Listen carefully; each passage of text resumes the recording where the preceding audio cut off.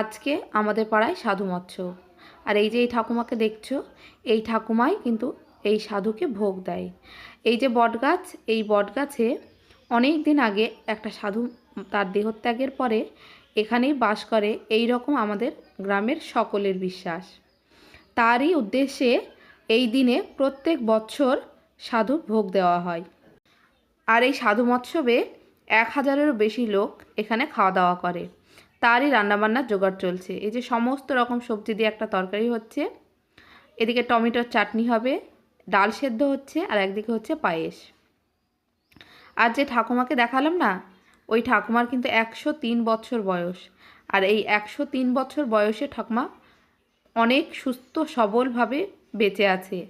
আমরা তো ভাবতেই পারি না এখনকার দিনে মানুষ যে 103 বছর বয়সেও ঠাকুমা সূচে এখনও সুতো পরাতে পারে।